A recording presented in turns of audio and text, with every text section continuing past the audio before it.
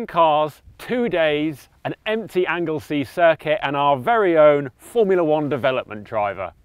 Welcome to Car Magazine's 2021 Sports Car Giant Test.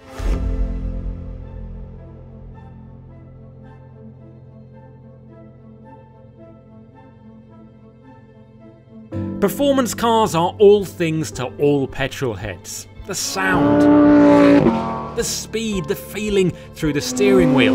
They're the perfect example of why we love driving. And while the automotive world may be going through its biggest changes in decades, the good news is that there's always room for fast cars. And what you're about to see are the best of 2021. We're going to start with the track-focused supercars because after a long drive up from London the night before, these are exactly the kind of adrenaline shots we need. The Porsche 911 GT3 and Lamborghini Huracan STO are pretty much the ultimate versions of each model and perfectly suited to our Anglesey test track. Upon arrival from the train station, W Series champion Jamie made a beeline for the Porsche. But before you hear what she thought of it, a reminder that if you want to read about this year's Sports Car Giant Test, then be sure to pick up the November issue of Car Magazine, whether that be in print or on our online digital editions available at the link in the description box below. Right, so Porsche GT3. I'm so excited to drive this. This is, for me, as close as you can get really for a race car on track. Obviously it's manual, which I've driven a GT3 before, but not manual, so yeah, excited to see how that feels. I mean, I've admittedly put the auto blip on, but honestly I don't think I could heel and toe any better than that. It's so good, the auto blip, and it sounds unreal. Honestly, it screams. I feel like I'm short shifting without really even trying. I think the gearbox is one of the main sort of talking points because it's just obviously a manual, but it is effortless. I think it's quite a short clutch, quite a short gearbox as well. So yeah, really easy just to slot it into gear, and then yeah, listen to that auto blip. It's unbelievable. It's I wish I could claim that was me heel and towing, but it's not, sadly. And yeah, balance-wise, they've changed the front suspension on this now, and it's got double wishbones at the front, and I think that has made a massive difference to the turn-in and the feeling of the front grip because, yeah, I mean, it goes in just so easily, it's so pointy. The front grip is, yeah, extraordinary. You really have to do very little to get the front to move, which is, yeah, kind of exactly what you want really when you're on track. You want the front to be working for you. The rear, the diff, it just settles the rear really nicely, so yeah, there's no dramas. Really, you can drive it around. It's not trying to get you too sideways, and yeah, wow, the front grip is just insane.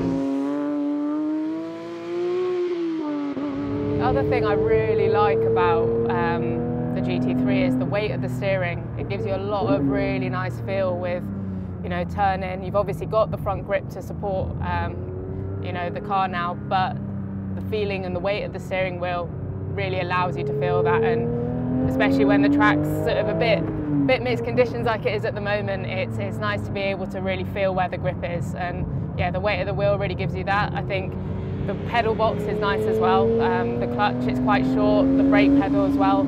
It's a little bit soft, but it's quite nice because it's not too grabby. The brakes are really good, but it's not trying to throw you through the windscreen as soon as you touch them, so yeah, that's really nice as well. Okay, I'm going to turn the auto blip off. Well, there we go. Let's do a bit of a lap. Get a good feel for this.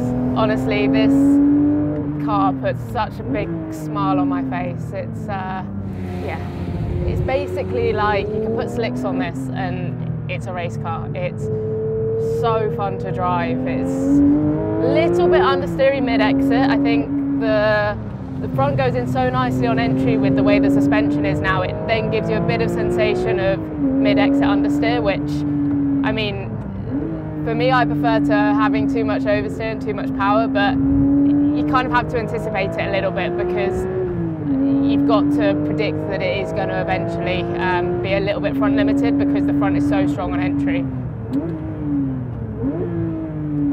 But wow, honestly, what a car. I actually don't want to come in. It's so fun. So the GT3 clearly made an impression on Jamie, but now it's time to drive the loudest car here by quite a long way. Now there's been plenty of different versions of the Huracan over the years, but I think there's probably no doubt that this is the most extreme, the Huracan STO. It's basically a Huracan Performante where they've removed some weights, they've made it rear wheel drive only, they've given it rear wheel steering. They've also added a load of aero. It's got about 53 or up to 53% more downforce than the Performante. And then when you add that to the new adaptive dampers and the new suspension components, and also the Cafango front end where the bonnet and the fenders and the wings are all one piece, so you undo two little screws almost on either side and the whole thing comes off like a clamshell, it suggests that this is far more track focused than any Huracan we've seen before. And actually, being on a track, I can confirm that is true, because as you can tell, I'm having to short shift everywhere just so that you can hear me. I mean, this engine is utterly stunning.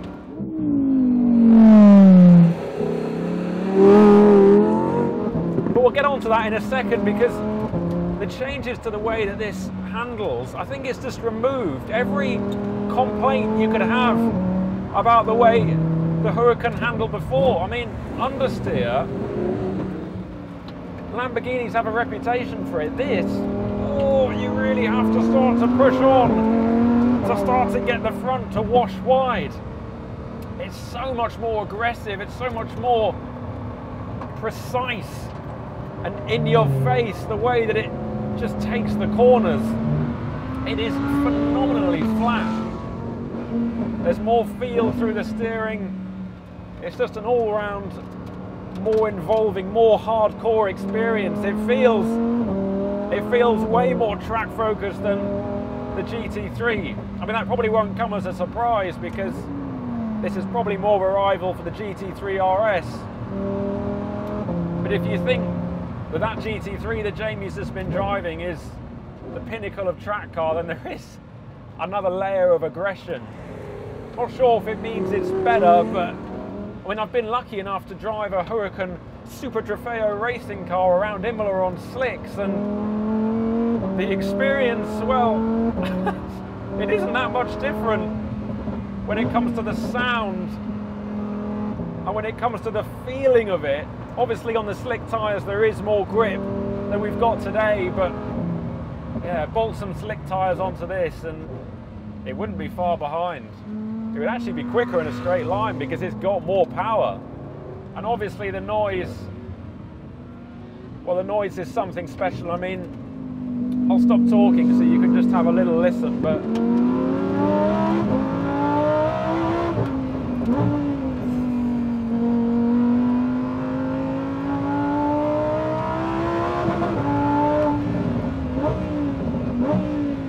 you're not supposed to hit the rev limiter, obviously, but you almost do sometimes, because so many cars now, they've got that really soft limiter, and in this it just bounces off like it's completely wild.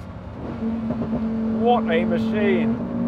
This and the GT3 are gonna have a cracking headache later, but I don't think I'm gonna care one bit, because this is worth it. Wow. What a sound. Both of these naturally aspirated supercars are something to savour, as the truth is they won't be around forever. Car makers are having to find new ways to deliver further gains in performance, and it's models like the plug-in hybrid Ferrari SF90 that are at the forefront.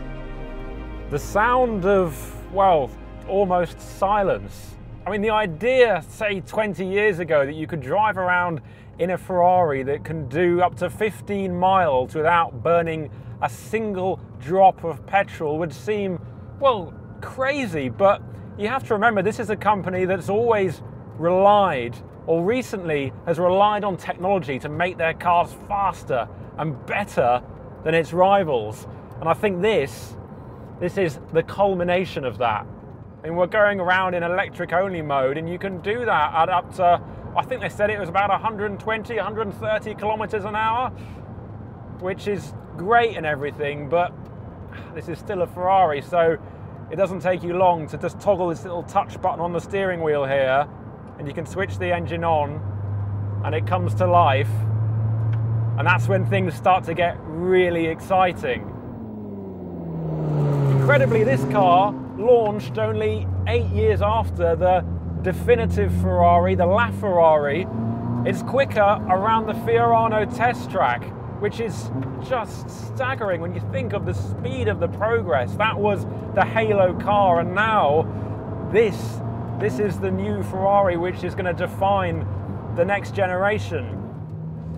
I mean, starting with the engine, it's based loosely on what you got with the F8 Tributo or the 488 Pista, but they've made some changes. So while the block is the same, it's got a new inlet manifold, it's new turbos, it's lighter, it's lower down, which lowers the center of gravity, and it makes 769 brake horsepower. And then when you add that to the electrical assistance on this car, you've got an electric motor on each of the front wheels and then one between the gearbox and the engine, and all that together creates 217 electrical brake horsepowers. So in total, you've got 986 brake horsepower, which is, in metric terms, 1,000 horsepower.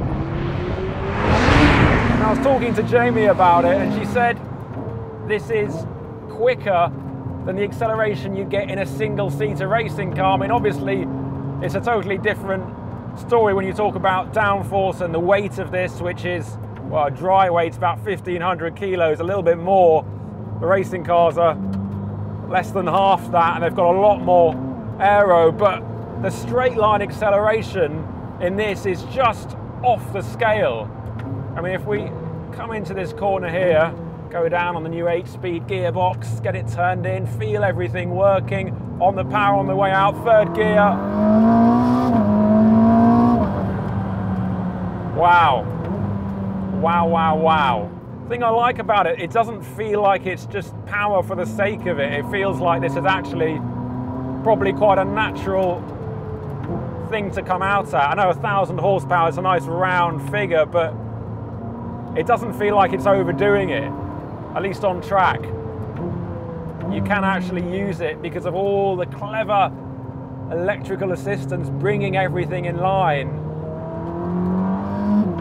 And Ferrari are the absolute masters about stroking the customer's ego by giving you varying levels of assistance. They can still let you have fun with the car, let you slide it and play around with it, but also keep you out of the hedge as well, which is obviously very important. I mean, this is an all-wheel drive car, but above 130 miles an hour, it becomes rear-wheel drive only.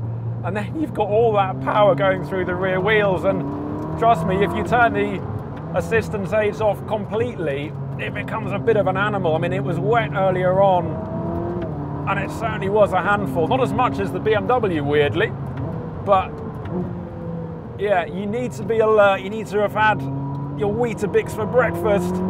But yeah, now on a dry track, it is something incredible. I mean, you turn it into a corner, you know just about that the weight is there, but the change of direction, the lack of body roll, it's all phenomenal, and you can just feel those front wheels and the electric motors on them just helping you come around the corner, and then the power from the rear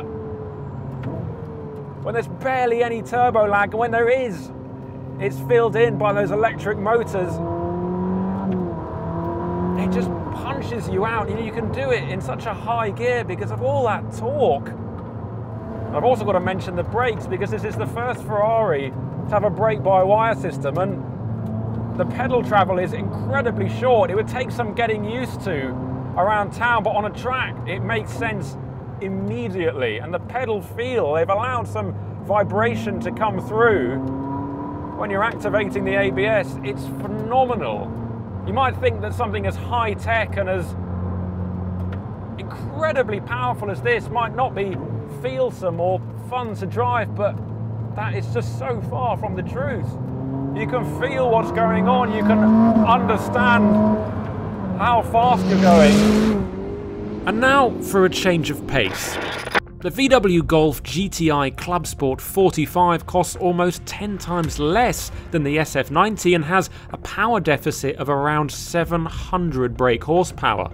But on a damp, windy day in North Wales, those numbers only count for so much. Okay, so Golf GTI. Yeah, I used to have a Golf as a road car, so I am fond of the Golf. For a track like this, the conditions the way they are, I think it's going to actually be really well suited. So I'm looking forward to driving this. First impressions of just, you know, seating position, usability or drivability, pretty good. It's a bit awkward with, I mean, like I said, I used to drive a Golf, but the way that the controls are, especially on the wheel, a little bit awkward. So there's a little knob down here that isn't so easy to use. And yeah, it's just a bit, awkward. I'm not sure about that. It's also difficult to find how to turn traction control off. I still haven't found out how to do that yet, so that's not ideal for being on track. But yeah, under normal circumstances, it's fine. It sounds good.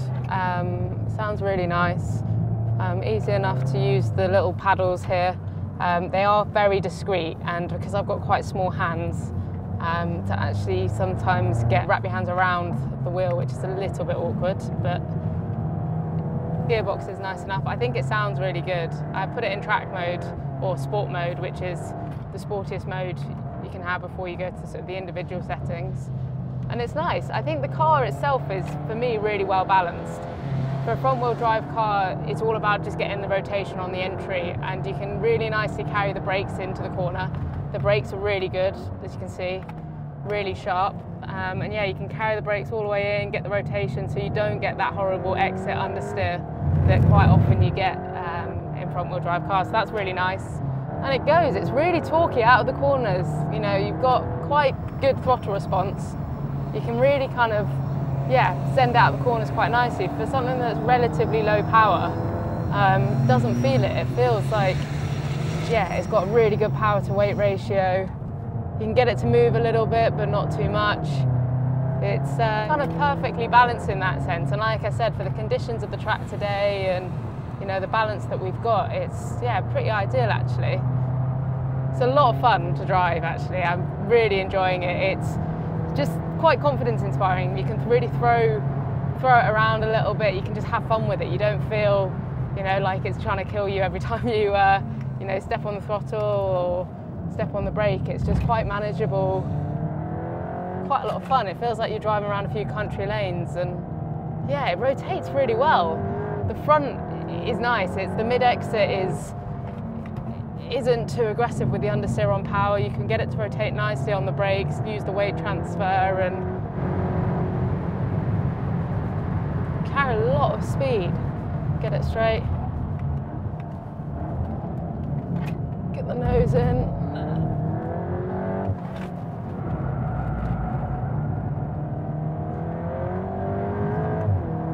And the upshifts are really good. It's not too clunky, especially second to third. Normally that's an awkward shift, but they're really nice, really smooth. It's almost like you can just leave it in third gear the whole way around, and it just has such good mid-range performance. It's great off the corners, but that kind of third, fourth gear is just where it seems to excel. It's, you can literally just keep it in third gear the whole way around, every corner, doesn't matter whether it's a hairpin or a faster pin. Well, if anyone can have fun in the Golf GTI, then the same surely can be said for our other hot hatch contender. Introducing the Hyundai i20N.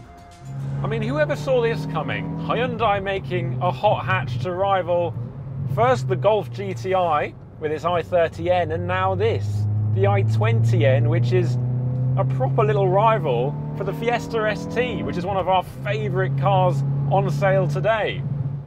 I mean, the recipe is very simple. You take a regular Hyundai i20, you take away the brakes, the suspension components, the engine, the wheels, and you replace them with parts which are a lot better suited. So that means we've got 320mm brakes, we've got upgraded suspension, we've got 18-inch alloy wheels, there's a 4-cylinder, 1.6-litre turbocharged engine making over 200 brake horsepower, and there's also a limited slip diff thrown in for good measure. And the result of all of this is a car which doesn't feel anything like a regular Hyundai i20. And is a proper bona fide rival for the Fiesta ST. It's got that same kind of puppy dog enthusiasm, and it just wants to cock its rear wheel coming around tighter corners like this, where it's on the edge of its grip and the limited slip diff is just pulling you round. I mean, comparing it with the ST, handling wise, this almost feels perhaps maybe a little bit more planted, a little bit more stable. I think the engine hasn't got quite as much character. It reminds me more of the engine you get in the Civic Type R. It's there to power the car along, but don't expect it to have an incredible soundtrack. I mean, this has got some artificial pops and bangs from the exhaust, but otherwise doesn't redline particularly high. It's about 6,500, maybe a little bit more. It just feels like it's there just to pull you along, and some people will like that, as they do in the Civic Type R, but you do get a bit more character, I reckon, from the Fiesta. Something you don't get in the ST though is the sheer amount of settings that you can change in this car. I mean, you've got this menu in front of you which has got an endless number of combinations. I mean, I can go for 3 different settings for the steering, there's 3 for the engine, 3 for the rev matching, 3 for the exhaust sound, there's the ESC which you can change as well. I mean, you can customize it until your heart is content. I mean, unlike the i30N, where you've got the adaptive dampers, it's a passive setup in here, but that's all you need in something this size. And what I like about this especially is it doesn't feel like it's been made by a committee to take advantage of the rapidly increasing in popularity N name. It feels like they've decided that they're going to make the i20 as fun as they possibly can, and this is the result. And they've done a really excellent job. It might not be as powerful or as expensive as some of the cars on this test, but you can still have fun in this. Maybe if the track isn't the best place for it, but it holds its own. These hot hatches could not be any more different to the supercars and the Ferrari, yet they still offer their own brand of driving thrills. However, what if you want even more power and performance, yet don't want to sacrifice things like everyday usability and 4 seats? Well, here's your answer. Right, so BMW M4, I've really been looking forward to driving this actually. Weirdly, I've not had that much experience driving these kind of cars on track, but from what I can sort of already feel and understand, it seems to be a bit of a powerhouse. So yeah, really looking forward to driving this. You know, first impressions, I like the interior. It's pretty easy to access everything. I'm pretty happy with trying to get the traction control, everything off. There's a lot of modes, a lot of things, different settings you can change, which I'm sure I'm going to like, the fact that I can change all these things, but at the moment I'm a little bit confused as to what I want to be using. But yeah, at the moment it's pretty straightforward, the modes I'm in. It already feels pretty quick. It's definitely got, you know, a good grunt to it. Downshifts, quite nice. I've driven sort of more powerful cars and it's a bit tame on the downshifts, but still sounds nice enough. I mean, it really does put the power down. A lot of energy is going through the rear wheels, which I just don't know how well it's responding to it. It just feels like you're constantly just waiting for the rear to grip. The conditions are a little bit tricky today, but I think I just feel like I'm waiting for the rear to grip constantly. And yeah, I mean, you can definitely have a bit of fun with it. The downshifts are a little bit delayed. Can't quite get them quite as quick as you would like. The front is actually very responsive.